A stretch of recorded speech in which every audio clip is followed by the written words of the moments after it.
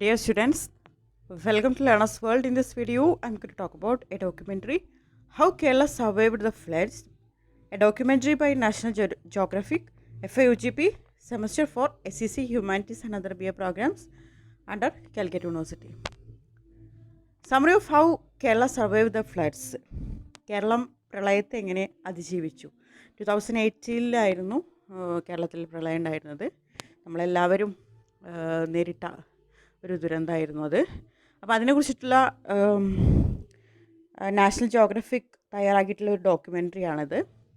The documentary How Kerala Survived the Floods explained the devastating floods that struck Kerala in 2018, one of the worst natural disasters in the state's history. അപ്പോൾ 2018 കേരളത്തിൽ ഒരു പ്രളയം ഉണ്ടാകുന്നത്. അതിനെക്കുറിച്ച് വിശദീകരിക്കുന്ന ഒരു ഡോക്യുമെൻ്ററിയാണിത്. ഇത് നമ്മുടെ കേരള സംസ്ഥാനത്തിൻ്റെ ചരിത്രത്തിലെ ഏറ്റവും വലിയ പ്രകൃതി ദുരന്തങ്ങളിലൊന്നായിരുന്നു. The floods were caused mainly by exceptionally heavy monsoon rainfall, which was far higher than normal. അപ്പോൾ ഈ ഒരു ദുരന്തം ഉണ്ടാവാനുള്ള കാരണം സാധാരണത്തേക്കാൾ വളരെ കൂടുതലായിട്ട് ഉള്ള മൺസൂൺ മഴയാണ് ഇതിനുള്ള കാരണം. Many districts recorded unprecedented rain levels. അതായത് ഒരുപാട് ജില്ലകളിൽ അപൂർവമായിട്ടുള്ള മഴ രേഖപ്പെടുത്തിയിട്ടുണ്ടായിരുന്നു. For example, Idukki district received nearly 437% more rainfall than usual. Idukki ജില്ലയിൽ അതിന് ഉദാഹരണമായിട്ടാണ് ഇടുക്കി ജില്ലയിൽ സാധാരണയേക്കാൾ ഏകദേശം 437% അധിക മഴ ലഭിച്ചിട്ടുണ്ടായിരുന്നു. അപ്പോൾ അധിക മഴ പെയ്തതുകൊണ്ടാണ് ഈ ഒരു പ്രളയം ഉണ്ടാകാനുള്ള കാരണം. The situation became more severe due to the release of water from dams and reservoirs, which led to rivers overflowing and flooding villages and towns. അപ്പോൾ കുറച്ചും കൂടെ ഈ ഒരു സിറ്റുവേഷൻ കുറച്ചും കൂടെ മോശമാവാനുള്ള കാരണം അണക്കെട്ടുകളിലും അതുപോലെ ജലസംഭരണികളിലൊക്കെയുള്ള വെള്ളം തുറന്നു വിടേണ്ടതായിട്ട് വന്നിട്ടുണ്ടായിരുന്നു. ആ ഒരു അവസ്ഥയിൽ സ്ഥിതി കുറച്ചും കൂടെ ഗുരുതരമാക്കി എന്നാണ് പറയുന്നത്. ഈ ഒരു സാഹചര്യം കൊണ്ട് നദികളൊക്കെ കരകവിഞ്ഞൊഴുകി ഗ്രാമങ്ങളും പട്ടണങ്ങളൊക്കെ വെള്ളത്തിൽ മുങ്ങി. As a result, millions of people were displaced and there was massive damage to homes, roads, public infrastructure, agriculture and livelihoods. അപ്പോൾ ഇതിൻ്റെ ഭാഗമായിട്ട് ഇതിൻ്റെ ഒരു ആഫ്റ്റർ എഫക്റ്റ് എന്നുള്ള രീതിയിൽ ലക്ഷക്കണക്കിന് ആളുകൾ താമസം, അവരുടെ വീടൊക്കെ നഷ്ടപ്പെട്ടു. വീടുകൾ, റോഡുകൾ, പൊതുസൗകര്യങ്ങൾ, കൃഷി, ഉപജീവനം, ഇതിനൊക്കെ വലിയ നാശനഷ്ടങ്ങൾ സംഭവിച്ചു. Kerala's geography also played a major role in the disaster. കേരളത്തിൻ്റെ ജോഗ്രഫി, ഭൗഗോളഘടനയും ഇതിന് പ്രധാന പങ്ക് വഹിക്കുന്നുണ്ട് ഈ ഒരു ദുരന്തത്തിന്. The state has 44 rivers, receives over 3000 mm of rainfall annually and lies close to the Western Ghats. അതായത് കേരള സംസ്ഥാനത്ത് 44 നദികളുണ്ട്. വർഷം തോറും 3000 മില്ലിലിറ്ററിലധികം മഴ ലഭിക്കുന്നുണ്ട്. കൂടാതെ പശ്ചിമഘട്ടത്തിന് സമീപമാണ് കേരളം സ്ഥിതി ചെയ്യുന്നത്. While this geography provides abundant water and fertile land, it also makes Kerala highly vulnerable to floods and climate changes. അതായത് ഇത് സമൃദ്ധമായിട്ടുള്ള ജലസമ്പത്തും അതുപോലെ നല്ല ഫലഭൂഷ്ടമായിട്ടുള്ള മണ്ണും ഒക്കെ നൽകുന്നുണ്ടെങ്കിലും, അതായത് നദികളൊക്കെ ഫലഭൂഷ്ടമായിട്ടുള്ള മണ്ണും ജലസമ്പത്തൊക്കെ നൽകുന്നുണ്ടെങ്കിലും പ്രളയങ്ങൾക്കും കാലാവസ്ഥാ വ്യതിയാനങ്ങൾക്കും കേരളത്തിൽ കൂടുതൽ സംഭവിക്കുന്നുണ്ട്. ഫ്ലഡും ക്ലൈമറ്റ് ചേഞ്ചും ഒക്കെ. ഇതൊക്കെ കേരളത്തിനെ അസുരക്ഷിതമാക്കുന്നു എന്നാണ് പറയുന്നത്. The documentary also highlights human-made causes that worsen the disaster. അതുപോലെ ഈ ഒരു ഡോക്യുമെൻ്ററിയിൽ ഹൈലൈറ്റ് ചെയ്യുന്ന ഒരു കാര്യം എന്താണെന്ന് വെച്ചാൽ, പ്രളയം കൂടുതൽ വഷളാകാൻ കാരണം ഹ്യൂമൻ മെയ്ഡ് കോസ്, അതായത് മനുഷ്യനും കാരണമായിട്ടുണ്ട്. ഇത് മനുഷ്യനിർമ്മിത കാരണങ്ങളും ഉണ്ടെന്ന് ഈ ഒരു ഡോക്യുമെൻ്ററിയിൽ പറയുന്നുണ്ട്. These include deforestation, unregulated mining, poor land use in planning and unplanned development in ecologically sensitive areas of Western Ghats.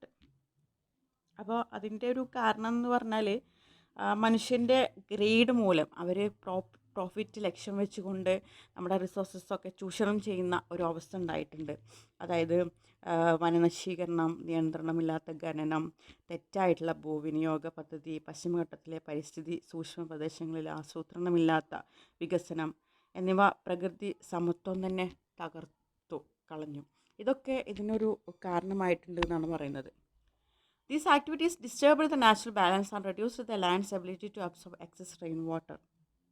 അപ്പോൾ ഈ കാരണങ്ങളൊക്കെ മൂലം, മനുഷ്യനിർമ്മിത കാരണങ്ങൾ മൂലം വികസനം ലക്ഷ്യം വെച്ചിട്ടാണ് ഇവരിതൊക്കെ ചെയ്യുന്നത്.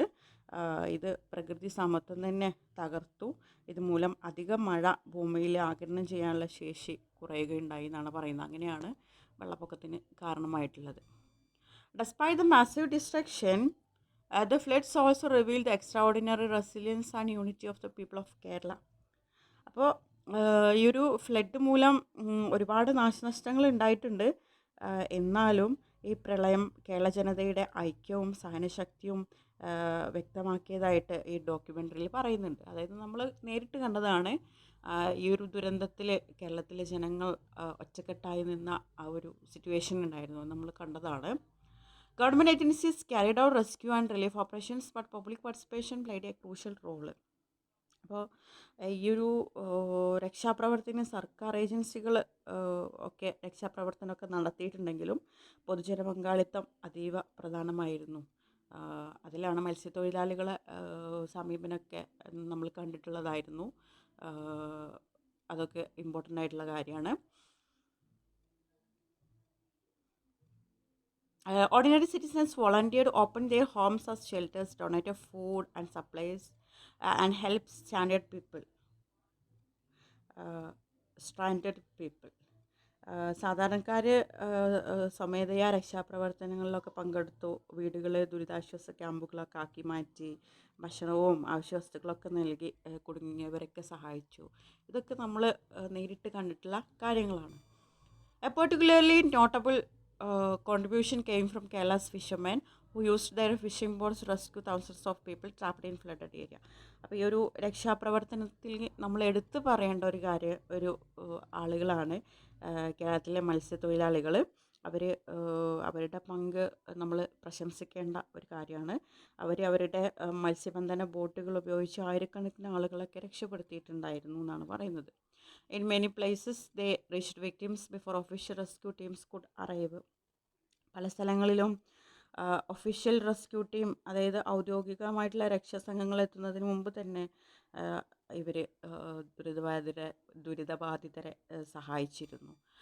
The documentary concludes by presenting the floods not only as an environmental disaster but also as a powerful example of human solidarity, courage and compassion.